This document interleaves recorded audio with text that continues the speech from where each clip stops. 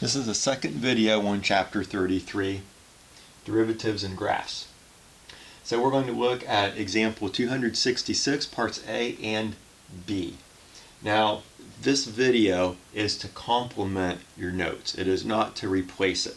There are things in your notes that I have not written on the board to save space. There are things that I've written on the board that are not in your notes.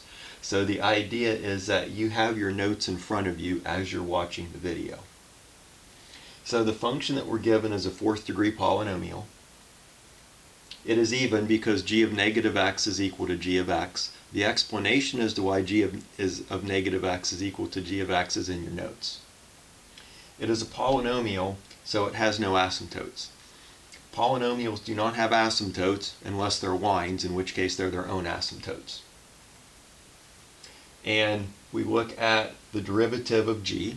It's a polynomial, so we just use the power rule all the way through. So the derivative is x cubed minus 9x. We factor the derivative. And we factor the derivative, and now we'll make a sign chart. Sign chart's not in your notes. But sign charts are very, very useful to understanding functions. So what did we put in our sign chart? We put the roots of the polynomial here. We can also, if this is a rational function, we would put roots of the numerator and roots of the denominator.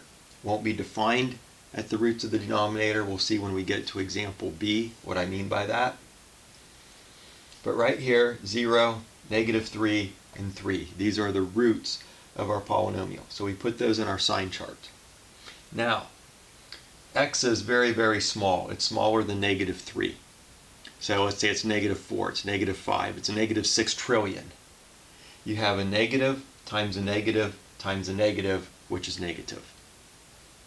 Now, x crosses over. It's now between -3 and 0. At -3 it is 0. That's why there is a 0 on the sign chart. But if it's between -3 and 0, this term is negative, this one is now positive, and this is negative.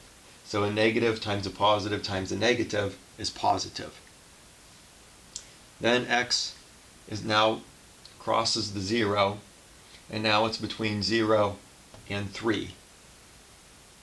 This term is positive, this term is positive, this term is negative. A positive times a positive times a negative is negative. Now x crosses 3, it's large. So x is greater than 4, x is greater than 5, x is greater than 6 trillion. You have a positive times a positive times a positive, which is positive. So that's where we have our sign chart. Then we read our sign chart because of the first derivative test. It's decreasing where the first derivative is negative. It's increasing where the first derivative is positive. And we find our local maxes and our local mins.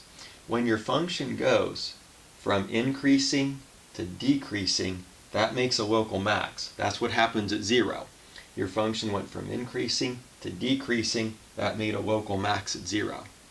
When your function goes from decreasing to increasing, that makes a local min. Again, decreasing to increasing makes a local min, so we have our local mins at -3 and at 3.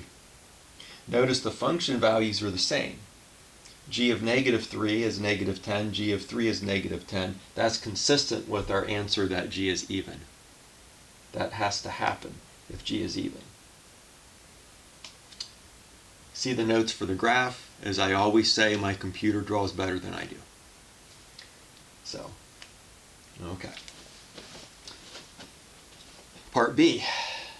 G of x is a rational function. I factored the numerator. Why? Because I am a fan of writing this function in as many useful ways as possible. And these are two fairly useful ways. Here we can see a root in the numerator is -3. So g of -3 is equal to 0. That gives us an x-intercept right away. That's why I like to do that. In the notes is the explanation for why it's neither even nor odd. Horizontal asymptote y equal 3. Why? We have a first degree divided by a first degree, so divide the lead coefficients. That's a handy way of finding horizontal asymptotes of rational functions. Vertical asymptotes occur at places once you put it in reduced form, you have roots in the denominator that are not roots in the numerator. That's where you have vertical asymptotes for rational functions.